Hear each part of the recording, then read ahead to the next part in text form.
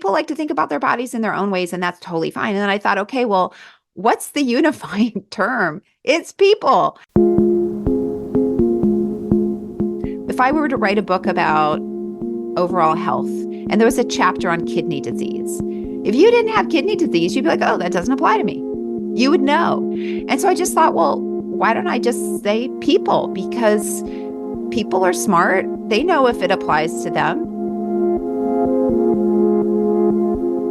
I'm Nathan Maharaj, and this is Kobo in Conversation. My guest is Dr. Jen Gunter, OBGYN and best-selling author of several books on women's health, The Vagina Bible, The Menopause Manifesto, and most recently, a new book called Blood, The Science, Medicine, and Mythology of Menstruation. Dr. Jen Gunter, welcome to Kobo. Thank you so much for having me. Before we get into the new book, I want to just kind of take a step back and ask you about it in the context of several of your other books, The Vagina Bible, The Menopause Manifesto, and the new book, Blood. They really come together as this comprehensive trio of books on human biology and health.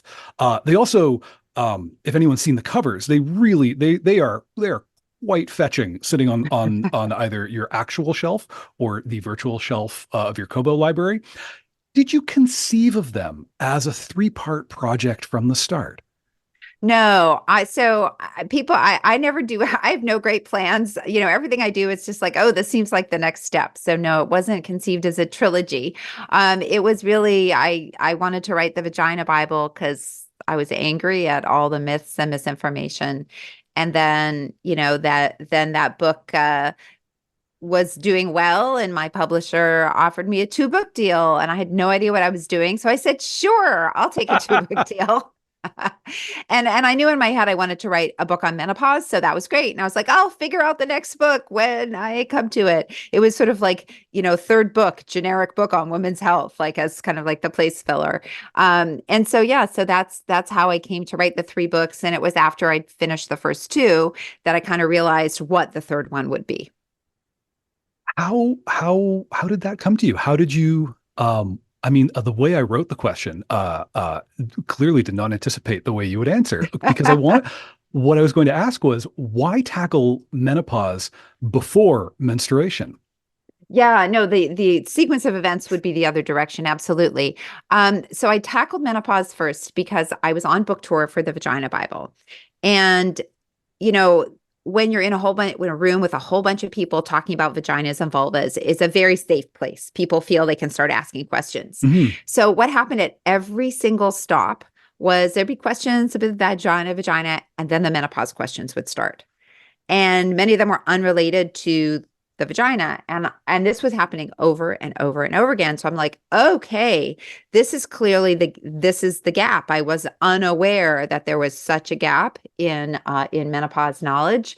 And so that's why I decided the next book should be menopause, was simply because I was kind of responding to what I'd heard from the people who were reading the Vagina Bible. And it was like really, when I announced I was going to write it, it was just like overwhelming. And, I think I was kind of the first, there's been a whole series now of menopause books out from different people, but I think I kind of sort of launched the wave of it, if you will.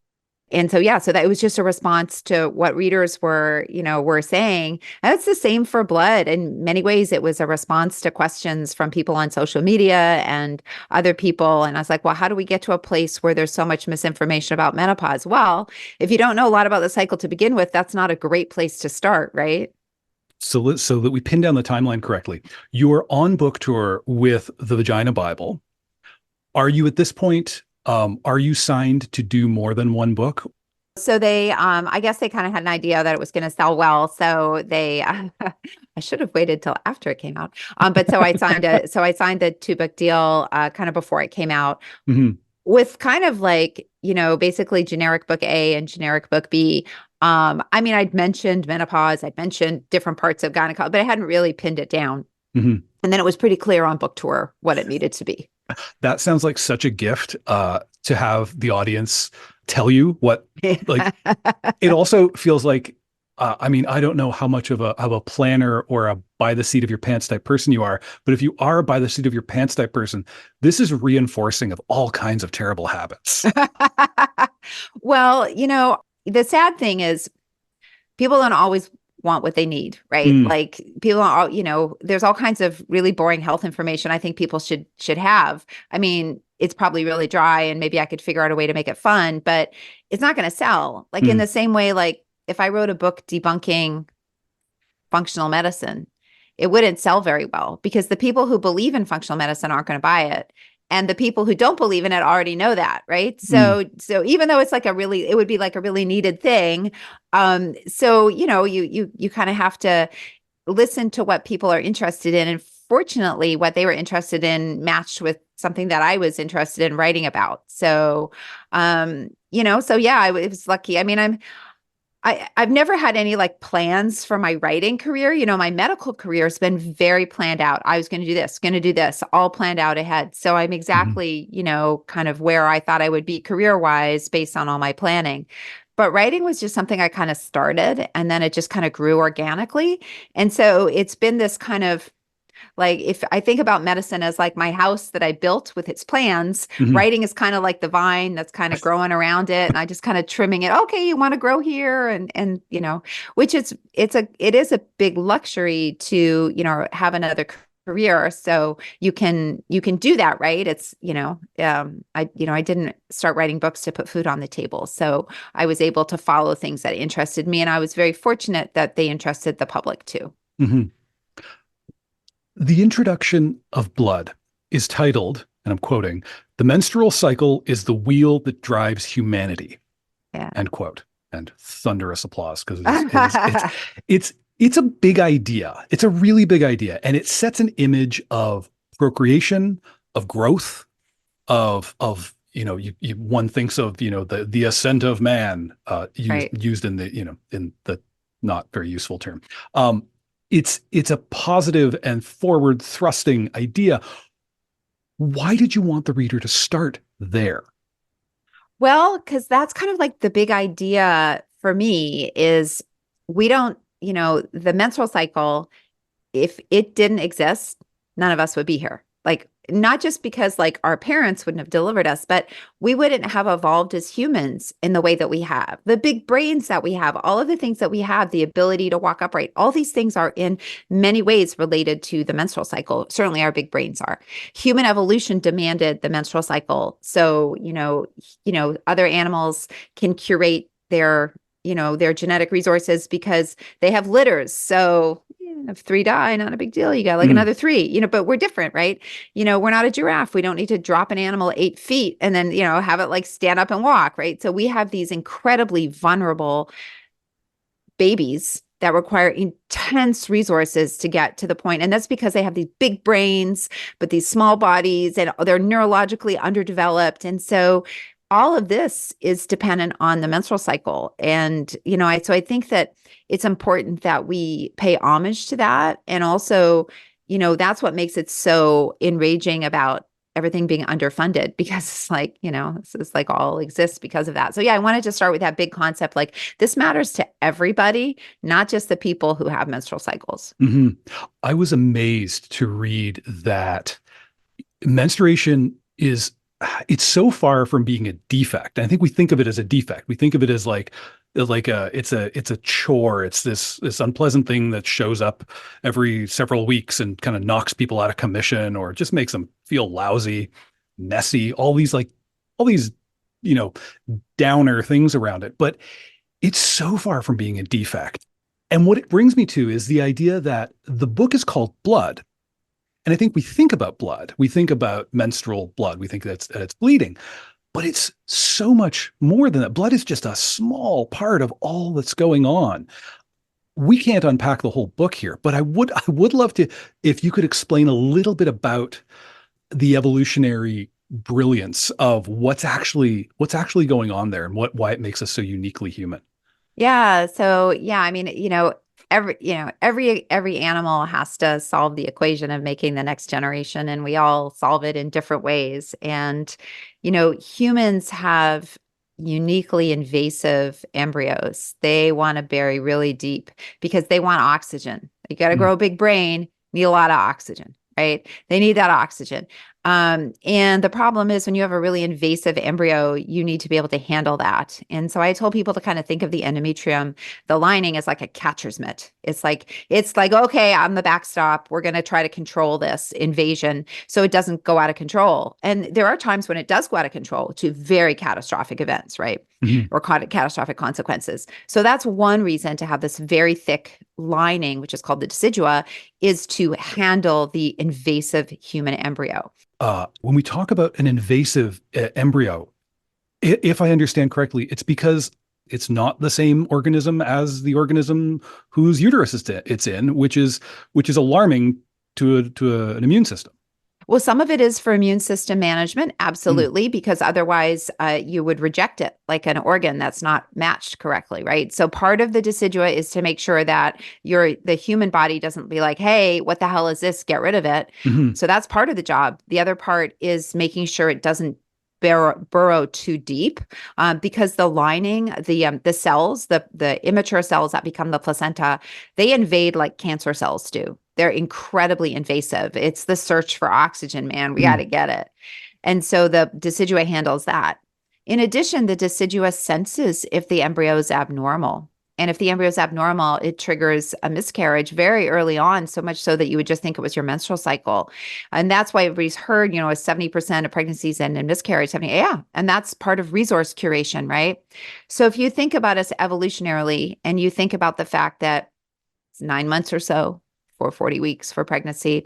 Pregnancy is the most metabolically taxing thing a human can do. It's on par with cycling the Tour de France. Then you have to run the gamut of having a delivery in an era without blood transfusions and risk of infection and things like that. Then you have to breastfeed a baby, which is even more metabolically taxing than being pregnant. And then you have to feed and care for that baby until it's like what, 8, 9, 10 can feed for itself, right? Or fend for itself. So it's a 10-year investment. It's a massive biological investment. So evolution can't have us having pregnancies that stall out at 8 months or die at age 2, or it's like, okay, how can we give you the best for this biological investment? And it's a very, almost like it's a callous way of thinking about it from a human standpoint, but evolution doesn't care about the individual. Evolution cares about the species in general. And so if you want the species to survive, you want to select the best ones. And so rats solve that by having litters, Mm. right? And they can reproduce so quickly after their next pregnancy, right? Because we had mandatory breastfeeding because there was no formula 10,000 years ago, that would have acted like a contraceptive to delay the next pregnancy, right? So all of these things are part of, to make the next generation. And I always like to tell people it can be it's from an evolutionary standpoint or from a science standpoint, it's a really cool. I mean, you have this thick lining, and if you don't get pregnant, your body can't reabsorb it. So the only option is to dump it. You've got to Mhm. dump it. So that's why we have menstruation. And for those who don't know, when we have that decidua, that thick lining, that happens when we ovulate. We release progesterone and it creates a change in the tissue. So that way the catcher's mitt's there and ready, right, for the embryo. Think about the embryo for a human like a fastball. You Mm. got to be ready for it. Versus animals with estrus, decidualization only happens when the embryo contacts the endometrium. So the embryo is in charge of decidualization. They don't have as invasive placentas, but also that means that if it's a time of ecological disaster and there isn't that much food around, that animal is most likely going to still get pregnant, the animal with estrus, versus a human. If there's serious sort of ecological problems, you may not ovulate, not produce a progesterone, so that pregnancy just can't happen, right? So Mm. you have more of a safeguard there. But just because it's crazy from an evolutionary standpoint, like this crazy kludgy system, Yeah. that, it's the only healing in the human body that happens without a scar, it also doesn't mean that it doesn't cause problems for a lot of people, because evolution's motto is just good enough. Just good enough. Okay, Yeah. patch you up, send you out, just good enough. So if some people bleed too heavily, if some people have a lot of pain, it doesn't matter, because for the general population, it works. Yeah, as long as a species can reproduce, everything that Right. helps it reproduce is thumbs up from evolution. It doesn't matter what we might think about Right, exactly. But I also say that's also menstruation gave us these big brains, and these big brains came up with solutions for some of those problems. it. Speaking of solving problems with a big brain, I wanted to ask you about language because there's a part where you talk about language, about how you considered maybe twisting yourself into knots to use the most inclusive language that you could. And you arrive ultimately at the word people.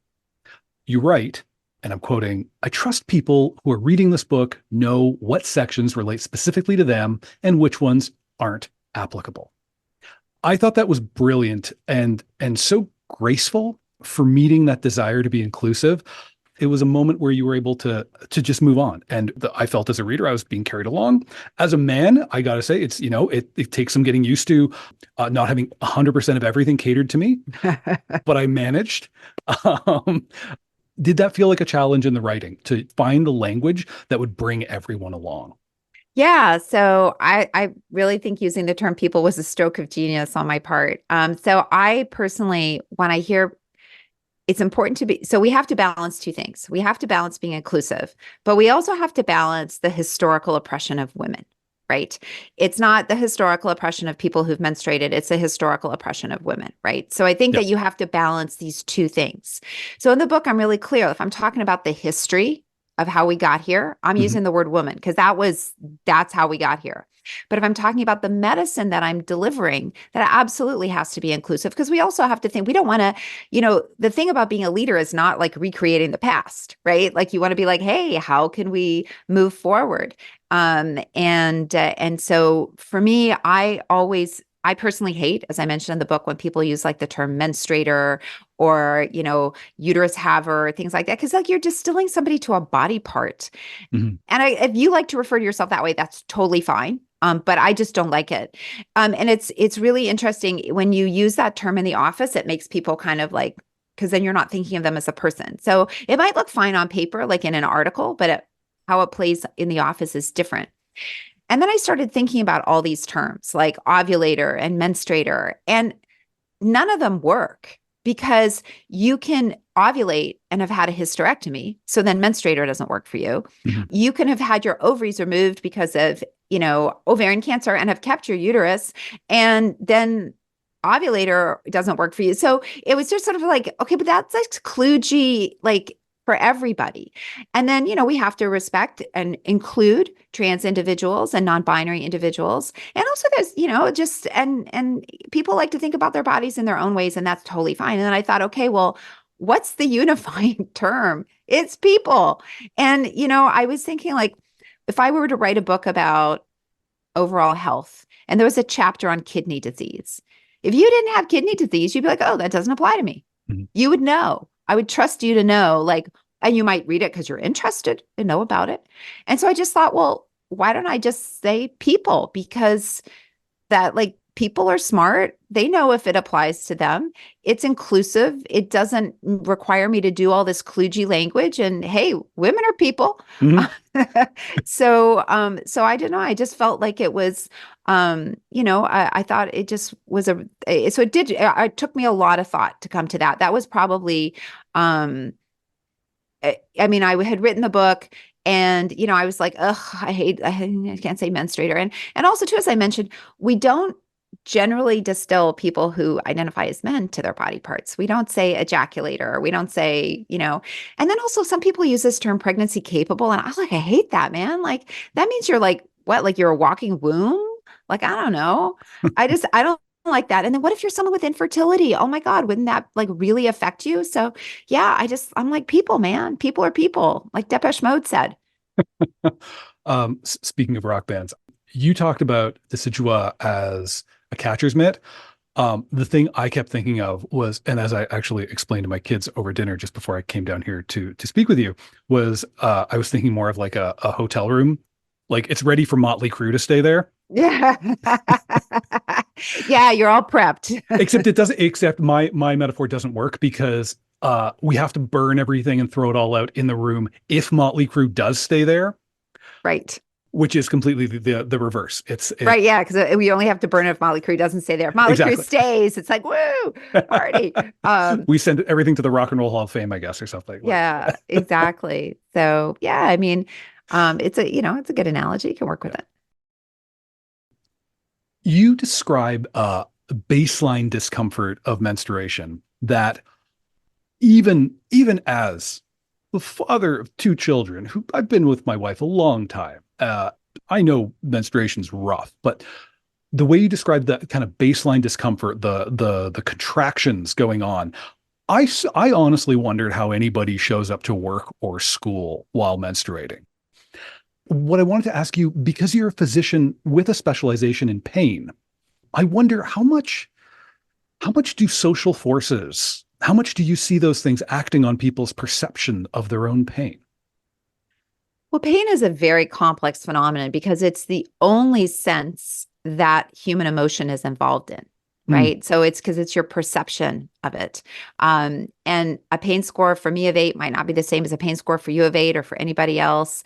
And if you're very anxious, that pain score might be different. And that's not because it's in your head, because the actual chemicals that you release when you're anxious amplify pain.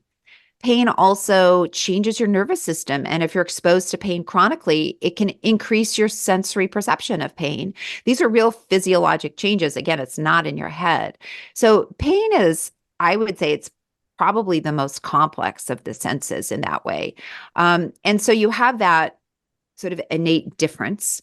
Then you have, for example, with menstrual pain, we're talking about prostaglandins, and they're a chemical that's released with menstruation and how they're involved in it. Well, there's probably some people who release more prostaglandins, or maybe they have more receptors for prostaglandins. There's probably these biological variations that we don't know about. And so yeah, I mean, for some people, the pain with menstruation can be really, really crippling. For other people, ibuprofen dosed appropriately, you got those prostaglandins under control and you are good to go, better living through chemistry. mm, And so, I think that when we don't talk about it, we don't talk about the options that are available for people. And also, pain can sometimes signal more serious conditions too. And so that's why it's important to take it seriously and to realize that there's really a gamut of expressions. And, one of the ways I often explain it is, there's all this. Everybody's used to that, like in pregnancy with nausea and vomiting. There's some people who have no issues in pregnancy. They sail through it. They're like, oh my God, I felt the best I felt my whole entire life pregnant. And there's people who had severe nausea and vomiting from the get-go, so much so that maybe they were hospitalized. Some might have even chose to have an abortion because they were so ill, mm, and everything in between. And so just understanding that probably a lot of these are due to biological differences, and we just haven't uncovered all of those differences yet. mm. You write at one point in the book about a healthcare worker telling you about a test you were going to have. This is when you were a kid. You were 10 years old. You were going to have a test involving radioactive material. And it was terrifying to you. This was not the information you needed Right. at that time, given what was going to happen to you in order to prepare you for what was going to happen.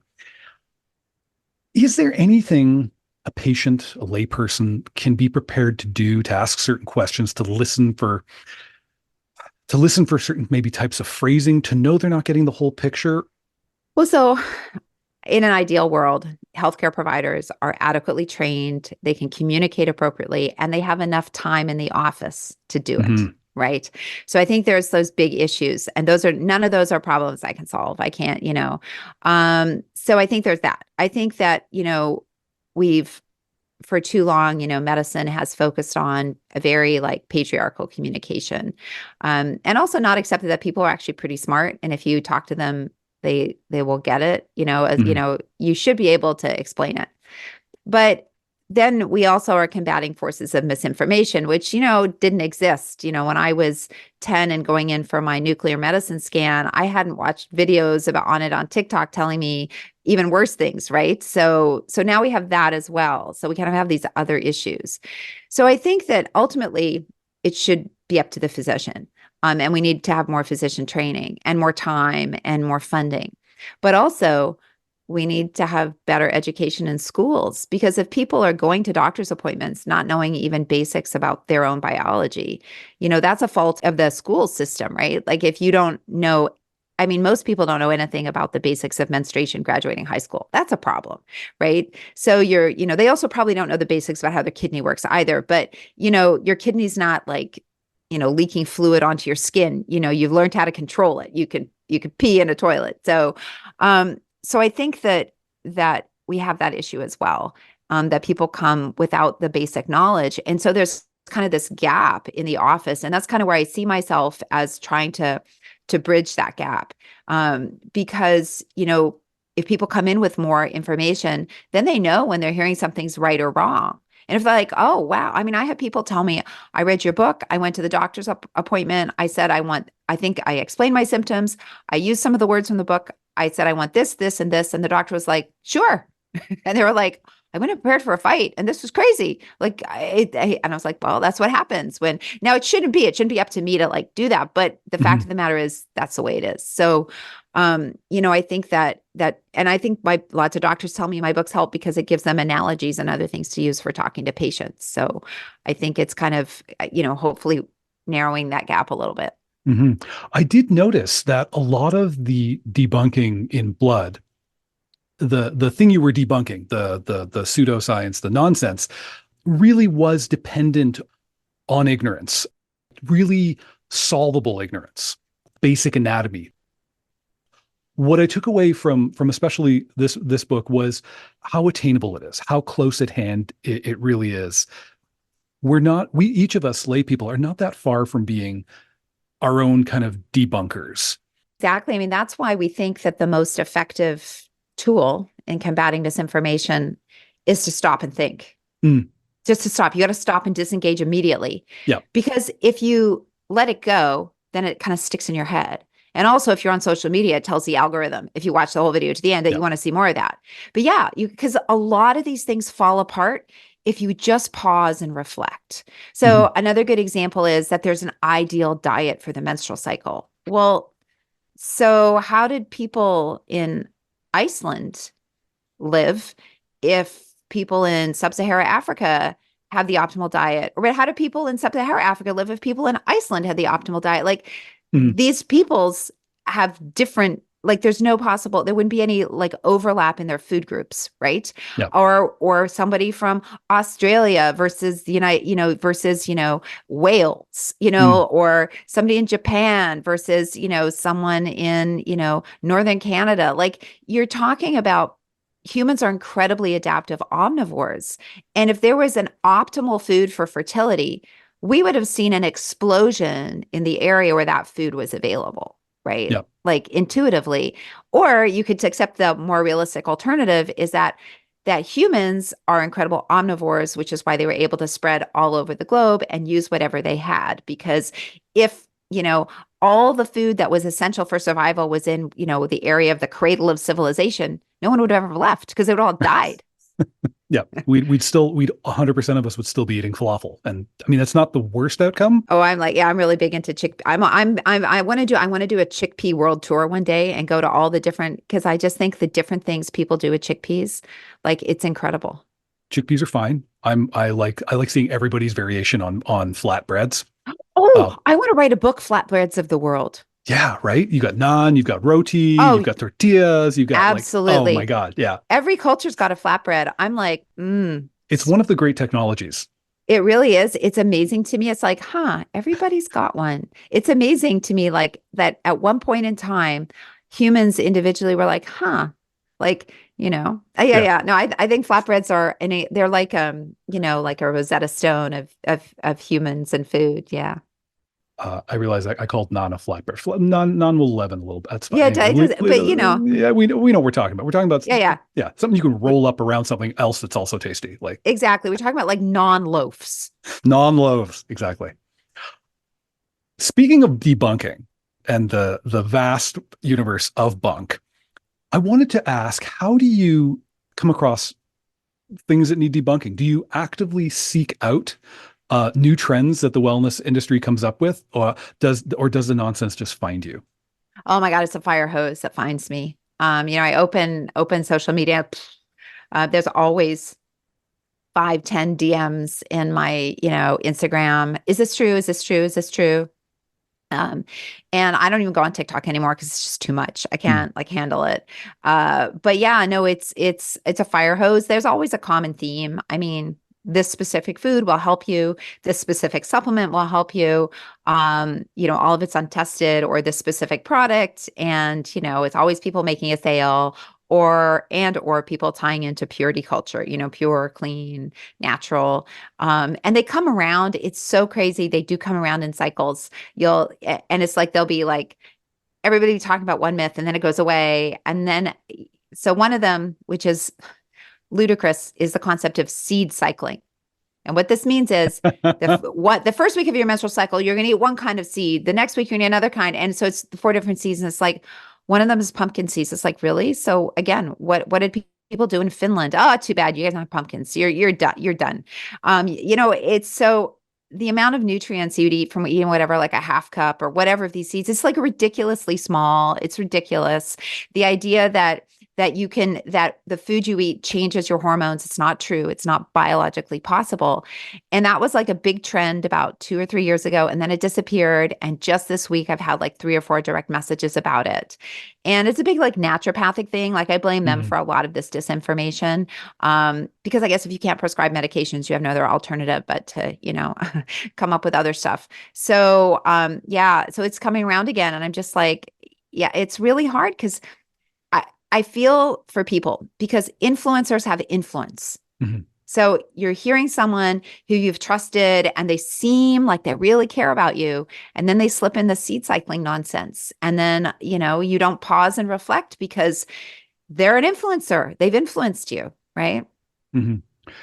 Is it, I mean, I wonder to what extent, and I think you speak about this a little bit in this book, is there's also that gap that influencers can jump into when people, frequently people also known as women, aren't listened to by their healthcare providers, report symptoms, report stuff going on with them, and they don't feel heard. Is that a big factor, or is that am I overblowing that a little bit?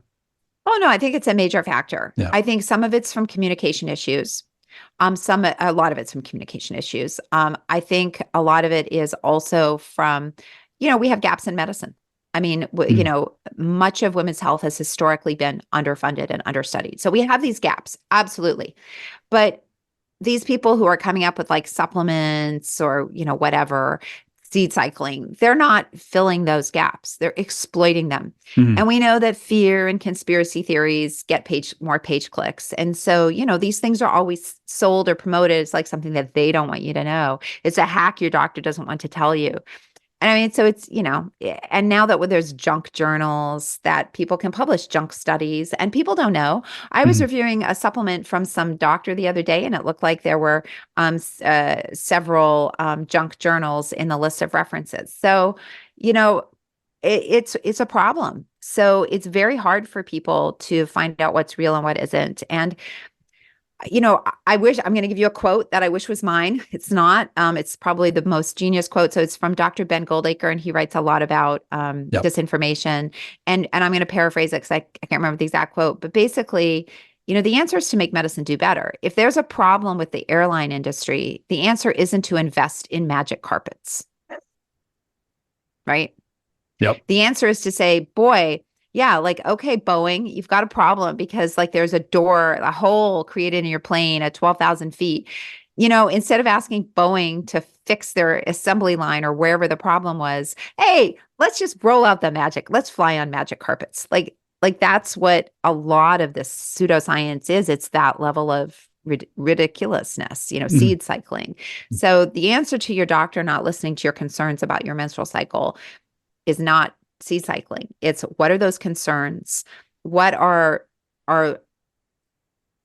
medical concerns and what are other concerns that might not be medicine? So sometimes people have headaches that are menstrual cycle related, but maybe it's actually really migraines and the migraines are just made worse by the menstrual cycle. So really the treatment isn't gynecology. The treatment's going to be from the neurologist, right? So it's also making sure the person's in the right place for their medical treatment. And that, that we're listening to people and giving them the right treatment. But I mean, like, there's lots of appropriate therapies people just can't access, and that's not acceptable. And that's what a lot of these, charlatans are taking advantage of. Mhm. There, there is that's the thing about charlatans is they are not constrained by all of the things that constrain real information. Um, Right. their BS operates with no boundaries. How optimistic are you about being able to make a difference at that level of common understanding? Do you when you mention your inbox that you see full of questions, does it give you? I assume it gives you. You keep writing books. I assume it gives you hope to carry on this fight. Well, I would say it depends on the day or the time of day you ask me the question. Mm, Because while I really appreciate that people, ask me, is this true? You could, there are also ways to learn how to fact check. And it would be really good for people to learn to step out. And I think what also happens is a lot of people don't then block these people. Like, they'll say, "Oh, okay, that's not true," but then they keep following them. Now, a lot of mm, people do block them. And so I think we actually need to be teaching much more in school about the dangers of propaganda, and how to protect yourself from propaganda, because people don't know. So I'm not like blaming people for not doing it. People don't realize how bad propaganda is and how effective it is. And so I think that we need to be doing a better job teaching people about how to step back, fact check, source information. And look, it's really hard. Some of this is coming from doctors, and not just like naturopaths, like actual doctors. mhm, So if an actual doctor is telling you to seed cycle, why wouldn't you believe it? So it gets very hard to be like, I can't blame people, because like there's doctors out there doing that, right? Like, it's not like it's only, some guy on a corner with his little wagon going, "Come here, little children. I want to tell you about my, so it's not like that. It's not like there's like a danger signs. I mean, these are from people that people trust. mhm. So I just keep thinking about that. And when I see that, and I'm like, oh, I keep thinking, well, and then every time I think about that, my husband reminds me about the person who sends me a message saying, "Thank you so much because your book helped me." On book tour, I've had several people come up in the book signing going, because the lines have been very long, saying, so in the time I was waiting in line, I read the chapter on polycystic ovarian syndrome, and I learned more about my health condition in the last 20 minutes than I did in the last 8 years. And so I hear things like that, and then I'm okay. I'm like, Yeah. okay, I'm just going to keep doing it, because there are people I'm definitely helping. I can't solve the propaganda problem. I can, help teach people how to look for information. I can, kind of help people one-on-one, and, touch people's lives that way. And so I'm okay with that. And it's good. It's good that my husband reminds me of that sometimes, because, it does sometimes get hard, but ultimately I have a lot of empathy for people, because again, no one I didn't really understand propaganda until I got really into like debunking. Mhm. And like, how come I didn't learn any of this? And you're thinking, it's not like it wasn't important. Like, I don't know, think about Nazi Germany. Like, Yeah. that was like, hello, like, this is a really important like world history concept. It's not just an alternative medicine like cell job thing. So, I really feel that we've only been publicly aware about recognizing propaganda like really recently, like, because I think we trusted that our newspapers and the Mm, people, our anchors and everything would be free of all that. So I don't blame people. I mean, if you're leaving school without knowing about propaganda, and you're leaving school not knowing about basic biology, you haven't been given any tools to fend for yourself. So I'm very, very empathetic about that, and just hoping that I can give people some information so they can start recognizing and curating their feeds, and demanding their healthcare providers do better and avoiding the pitfalls. mm. Your first book, The Preemie Primer, was published in 2010. And it's for parents of prematurely born babies, and it guides them through not just what to expect in early childhood, but even stuff that further down the line, and also decisions that come that are going to face the parents of prematurely born infants. Decisions that would probably be, you'd feel better about making them if you knew they were gonna come to you and you could think about them before they're in front of you. Um, you are yourself the mother of premature babies. You've been through this. Mhm. You wrote this book from not just as a physician, but as someone who's been in the shoes of that parent. Um, can you tell me though, how did it come together as a book that you needed to write? That it would be a book that you would be crafting it? Yeah, so this is kind of my first introduction to the communication gaps. I uh was, the amount of information that you have to deal with as a parent of extremely premature infants is incredible. And at least I knew the language my doctors were speaking, right? I didn't have to worry what the words were. I understood risks, benefit. Yeah. And I would see other parents struggling in ways that I wasn't, because of that. And I'd see, sometimes you'll have to leave the intensive care unit. You got to sit in the waiting room while they're doing whatever. And you get to know the other parents and you'd see them interacting with doctors. And sometimes I'd see them like really upset when they actually got good news. And I'd be like, oh, but actually, like what that, I didn't mean to go over here, but actually what you were told is really good. And there's like looking at you like, what? And it just like a simple communication thing. Or, the doctor gave them kind of not great news and they were like, oh, that's really great. I'd be like, you don't want to get involved, but you say, hey, maybe you should ask them this question. Just, Mm, and then your kids have like a mountain of doctor's appointments afterwards. So you like go through all those appointments, all these other parents, you're all going through the appointment after appointment after appointment. Like I don't know, my kids had like something like 53 appointments in 3 months or something after getting out of the ICU. No, it's absurd. I yeah. mean, maybe I think it was more than that. It was just because, you're going every week for one body part, then you're going every 2 weeks for another body part, but then you're going every month for another one. And that's a test. And you got to coordinate it with twins. And then there's oxygen home delivery and all this stuff. That's just like, how do people do this without a medical degree? And I Mm, started to really realize, like, how do people do this without a medical degree? Like, how do they? And I would find myself, like I said, sitting in waiting rooms saying, ask this, say this, or your insurance did this to you, use this code. And that's when I just kind of got sort of this idea that there was this massive communication gap in the NICU and you're at your most vulnerable. And how do you absorb that information when you're literally in flight or fight mode like the whole time? And so I just thought, what could I do to close that communication gap? And then I started to realize, the impact of disinformation online. My kids were born in 2003, which is kind of like the birth of social media, really, like right around like Facebook was just like becoming a thing. And mm, and people were starting to go online to look for information that was like very new, right? And I found myself with questions my doctors couldn't answer. So I turned to the internet and I found bad information because there's this thing called data voids on the internet. So if there's no information on a topic, only the bad information comes to the top. I mean, mhm, sometimes the bad information comes to the top anyway, but if there's no information, that's all you get. So you do a Google search and you're like, oh, boy, the first three searches all say the same things. They must be right. And of course, they were not, but there was a data void. And so I did things for my kids that I wish I hadn't done because of that. And so that really like opened my eyes because I would have questions my doctors couldn't answer. And instead of them saying, look, this is super hard, there isn't an answer for your question. You're just going to have to, as your kids mature, this problem's going to solve itself. But you start panicking. You're like, how can I live like this? How can they live like this? And you start to go looking for solutions. So I very empathetic for people who are trapped in that. And even today, there's data voids. And of course, now there's search engine optimization, which is what charlatans are very good at.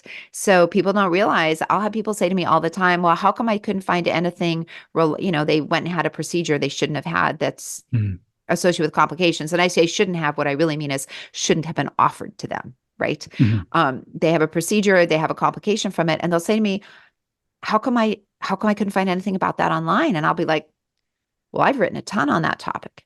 And you go Google it, Oh, my blog, my post comes up on the second or third page, Hmm. and it's all scammy blogs and websites from doctors who offer it because Google can't distinguish between, the scammy doctor and me, right? So, people have to really, really learn how to do their research. And the problem is when we tell people to do your own research, what ends up happening is more often than not, they actually confirm the false information as being falsely truthful because of these data voids and the problems of search engine optimization with snake oil. Hmm. That's such a bleak note. I just need to pause for a moment. I know it's, but that's why teaching people how to use the internet is Hmm. so important because it's the difference between a good quality search and a poor quality search can be the difference between getting your cancer treated and dying of your cancer, Hmm. right? Like if you find some naturopathic clinic and wherever that's offering you IV vitamins, chemotherapy is scary. Yeah. You can see how people would go to that. And that person's a doctor. And they say they've cured all these people. And look, they listed all these studies. You don't know those are like in Yeah. junk journals. You don't know that, right? So it literally shouldn't be that way. But I think that we have to teach people how to do these things. That's why I talk about it in the book and give some tips about how to optimize, how to make your Google search work for you. Yeah. I don't want to let us dwell too much in the downer because I want to make clear to the listener, Blood, the new book, it's fun to read. Like it's a good time. Even when I would read like a subheading like is there asbestos in tampons, I'm pretty sure I know the answer. But I would read it anyway because I knew it was going to be fun to read your reaction to the fact that this idea even exists, and then the explanation would be interesting too. Where did this idea come from? And I'd learn something. Uh, I wonder does the fun I'm having reading is writing fun for you? Some of it is very fun. Certainly writing about the myths, while it's a little bit aggravating, it's also fun to see like where it comes from, like the Mm, rabbit hole, and to see if you can like where did that pop up? Like it's kind of fun. Um, Writing about like the history of products and stuff, that was really fascinating because I didn't know a lot of the history. You don't like that's not part of medicine. So I thought that was really fascinating. And the biology is all fascinating. The thing that's hard about it is trying to figure out what stays and what goes, mm, right? So I could have written 1,000-page book, but nobody would have bought that. Um, I could have written it in 3 volumes. So there's all these, so the really hard part that was actually kind of unpleasant was trying to figure out, okay, I need to say this about, for example, how the biology of the menstrual cycle works. Okay, that's 50 pages. I can't say 50 pages. I have to do this in 12.